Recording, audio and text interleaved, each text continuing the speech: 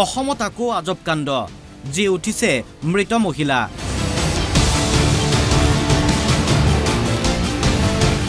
এগৰাকী দুগৰাকী নহয় শতাধিক মহিলা মৰাৰ পৰা জি উঠি ৰাজপথত কৰিছে প্ৰতিবাদ নগাঁও আৰু ধিং উন্নয়ন খণ্ডৰ অন্তৰ্গত টুকটুকি গাঁও পঞ্চায়তৰ বাসিন্দা এই সকল মহিলা চৰকাৰৰ লাখপতি বাইদেউ আঁচনিৰ মতে এওঁলোক মৃত সেই মৃত লোকক দিয়া হোৱা নাই লাখপতি বাইদেউ আঁচনি গাঁও পঞ্চায়তখনত থকা 19টা আত্মসহায়ক গোটৰ এই মহিলা হিতাধিকাৰীসকল লাখপতি বাইদেউ আঁচনিত অন্তৰ্ভুক্ত নোহোৱাৰ বাবে তীব্ৰ ক্ষোভ প্ৰকাশ কৰি ওলাই আহিছে ৰাজপথলৈ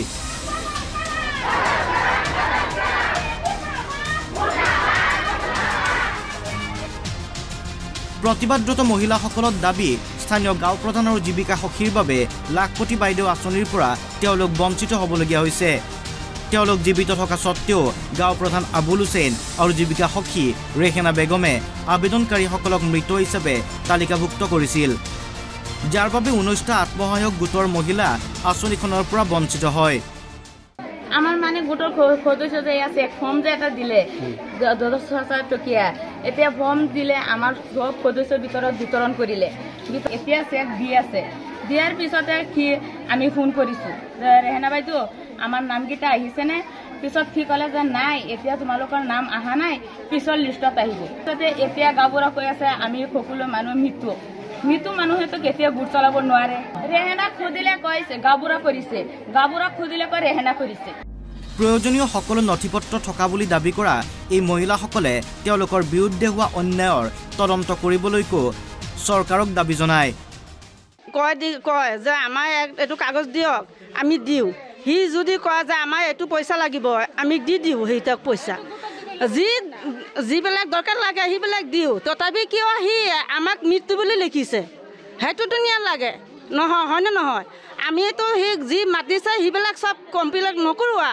যে আমাৰ এটো কমপ্লেইন কৰিছো হেতু কমপ্লেইন কৰিছো নকৰোৱা আৰু হি আমাক কিয় মৃত্যু বুলি লিখিছে হেতু তুমি আমাক আবেদন জানাও আমাক জীৱিত কৰিব লাগে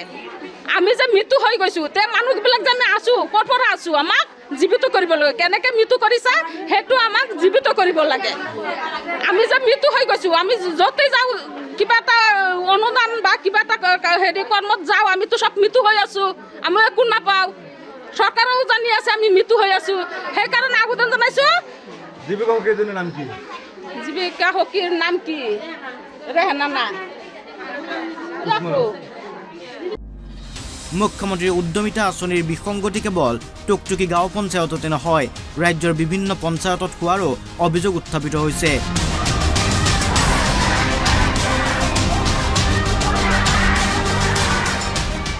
ভিডিঅ' জাৰ্নেলিষ্ট ইমামুলৰ সৈতে বটদ্দুৱাৰ পৰা মুস্তাফা সালিম আহমেদ অসম লাইভ 24